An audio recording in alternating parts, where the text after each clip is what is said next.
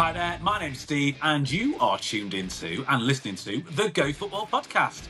So this is the podcast where we talk all about grassroots football. Whether you are a parent, player, referee, just got love for the game, sit tight, you are in the right place. So this is something that we're going to talk about this week is team identity. You've probably heard it before, but what is team identity and what does it actually mean? And importantly, how do we build one in a grassroots team? Well, it's not waiting along. Let's cue the whistle. Let's get into it.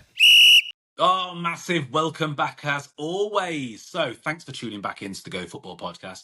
I really appreciate it. And I love coming on here and talking to you all about grassroots, really, and some of the things that go with it.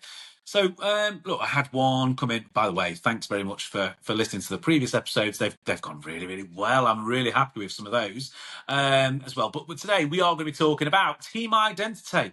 What is it? How do we build it in grassroots football? Well, when we look at team identity, it isn't just about formations, tactics, style of play. It's got to be more than all of those things, really. I mean, look, they fit into there for me.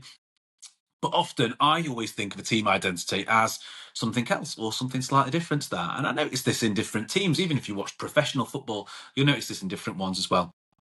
I think it's how teams play. I think it's how they behave is definitely a great one too. How they communicate and how they respond to things as well. You know, really, really important in all of those different things. You know, the amount of times that you've said teams are hard to beat, they're just not better. They're just hard to beat because they're either organised or they communicate well and their behaviours are good. Their work rate is good too. Very, very good, isn't it, really, as well, I think. And I think that's probably part of the reason where we start building identity of teams, and as coaches, we're the ones that can start that building up as well. We put the foundations in with training sessions, and then we move on from those foundations to putting a wall on, walls in, put the roof on the top, and then we can start decorating on the inside too. So, we have to look at what do we want our team to be? Do we want them to be a hard-working team? Do we want them to be organised? Do we want them to be creative? Or do we want them to be positive? That's your identity. You can pick any of those things that you want to have, really. I mean, look, we'd always, every coach always wants to be like a Pep, don't they? And we've all seen a wannabe Pep at the side of the sidelines too, as well with the other teams, haven't we? I think it's already good, but yeah, they're the kind of things for identity. I mean, years and years and years ago when I was playing, the coach that I had was just said, we might not be the best technically. Great motivational talk there, weren't it, to start off with? You are going to be the fittest, get running.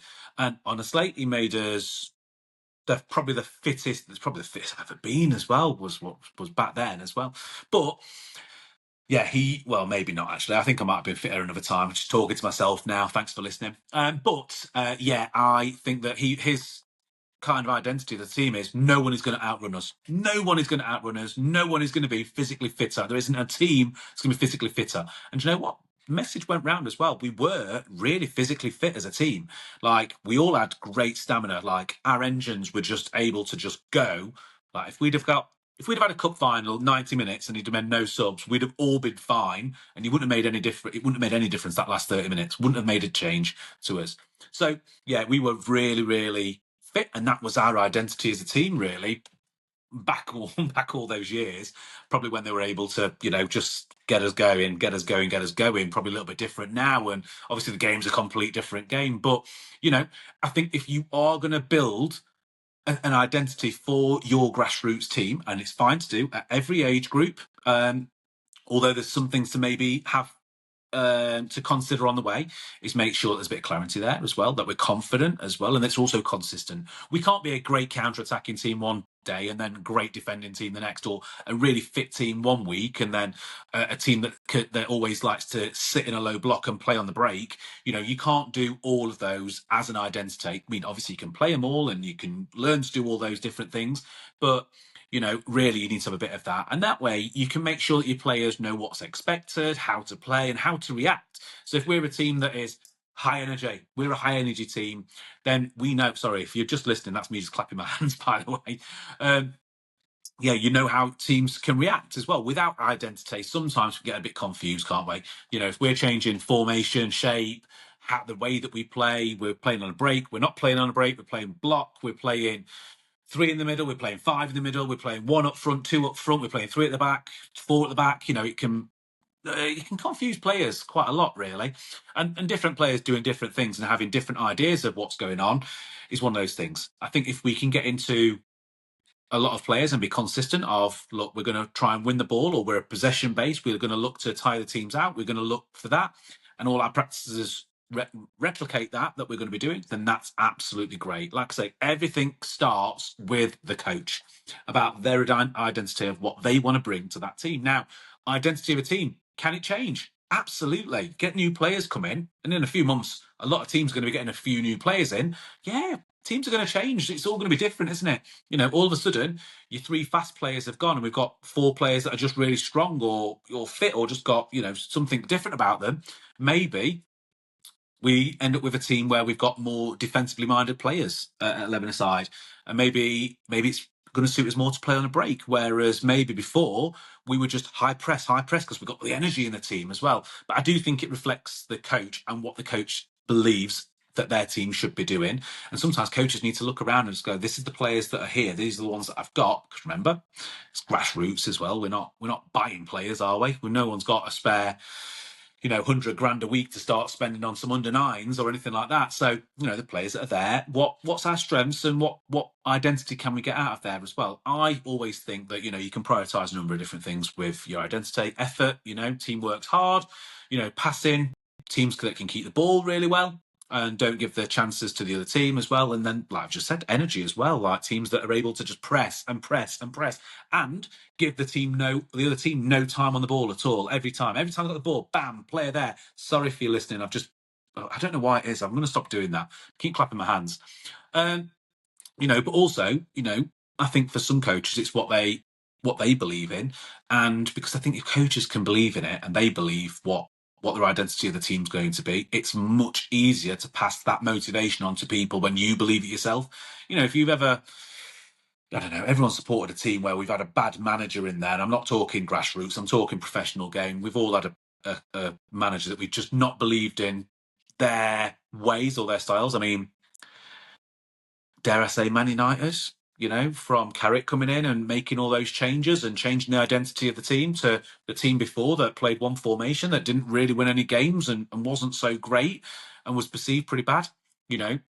Big difference in those things, isn't there, as well? And he believed that. And I genuinely think that previous management at Man United probably, although they believed it, they probably couldn't pass that on to everyone else for them to believe it too. But I think, look, three principles as a grassroots coach as well, that's enough. That's all you need for your team. Remember, they're still kids, they're still learning, their brains work different to us as adults. So yeah, it's going to be a bit different for them. But building identity in your team probably comes with training. You can't build a team identity on match day, because that's why we go training for. We train on the training pitch. We bring it into games, don't we? That's what we do. So if you want to be a team that is, we're known for quick passes. Like we just move the ball, move the ball, move the ball, move the ball. I'm about to start clicking my fingers. Sorry, listeners. So they move the ball, move the ball, move the ball. Okay. So yeah, then you need to create fast-paced games, don't you? And also, probably a bit of bravery as well. Encourage a bit of risk taking in there, maybe. If that's the kind of identity that you want to have, that'll be the ones that you can go with as well. If you coach something repetitively, it becomes a habit. And as soon as they've got the habit of every time that there's a trigger to press, we're a pressing team, we're always pressing the other team, we're fit because we can do this, and we've got a fit, healthy team that we work really heavily on that side of things, that just becomes a habit. As soon as that ball's there, bam, players are straight on them all the time.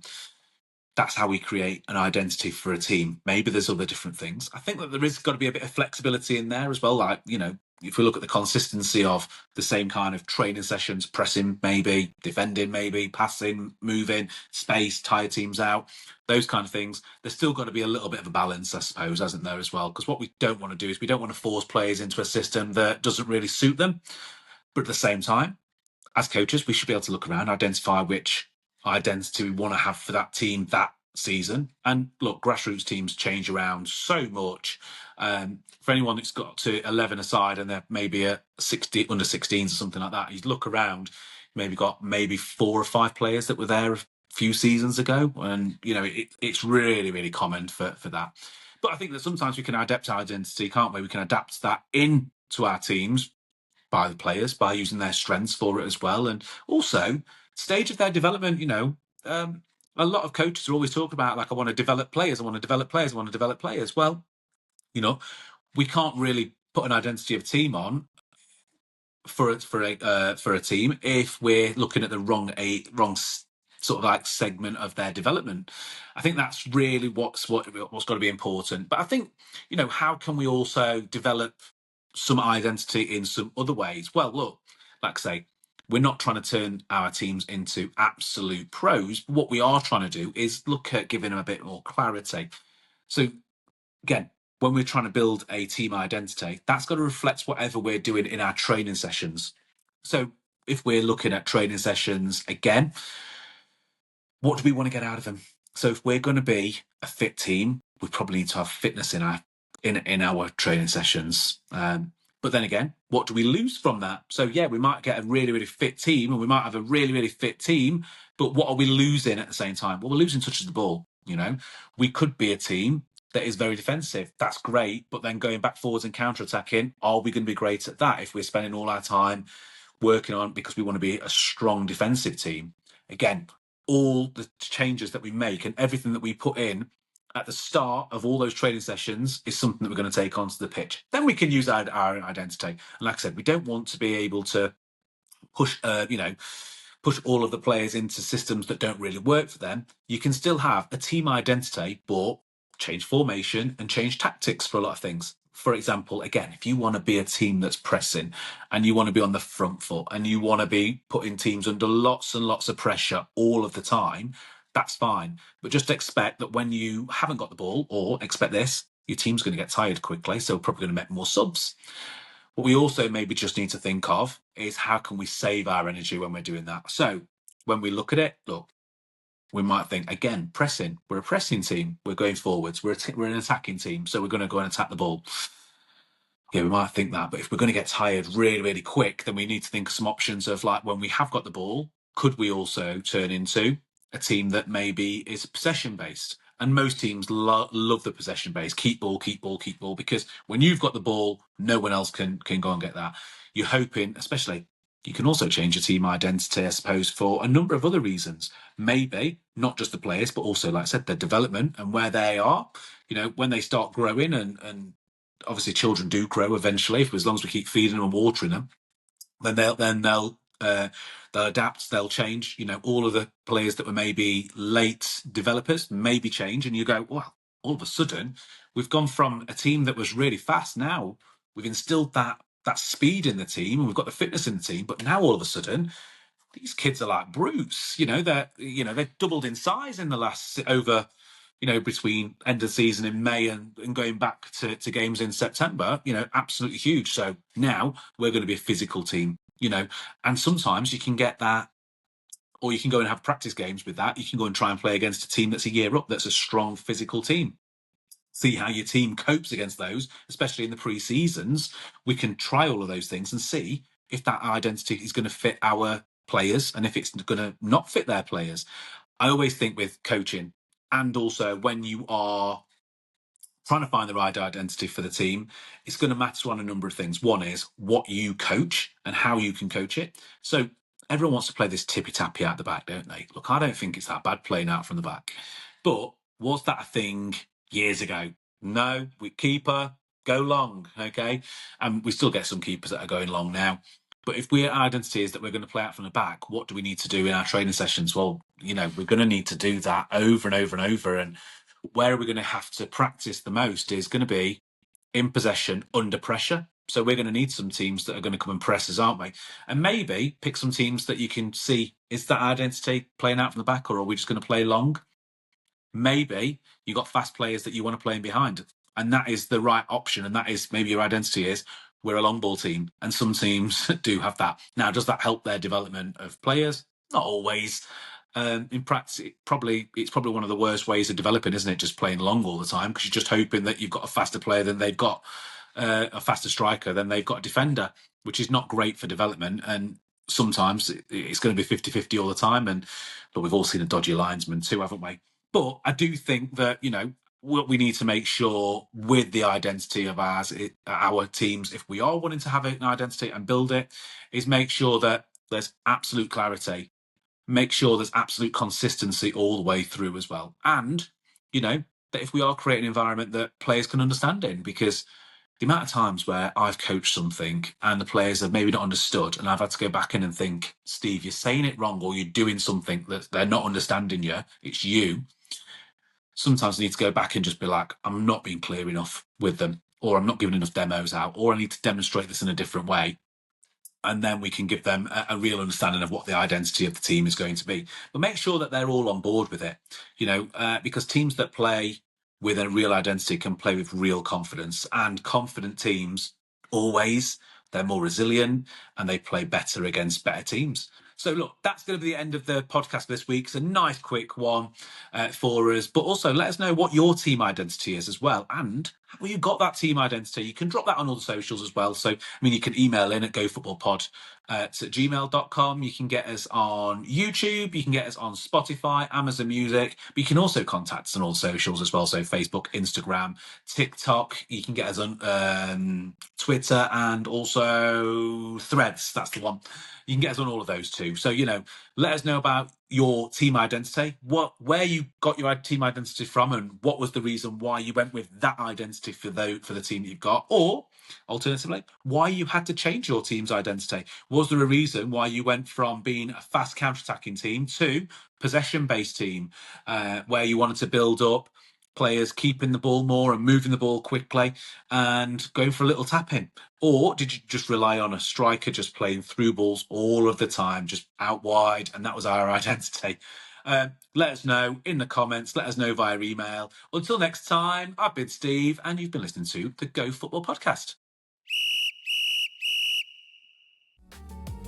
While some squads are stuck in group chats listening to Keith ask when kickoff is, 10:30 or 11? again, your squad is watching their own live commentary. They're watching themselves leapfrog the starting winger in the Squad Score League after a 3-assist Sunday. They're reading digital progress reports that look like they belong in the hands of a pro scout, but better, probably. Keep them keen and power your players with professional engagement. Look it up, squadgod.app.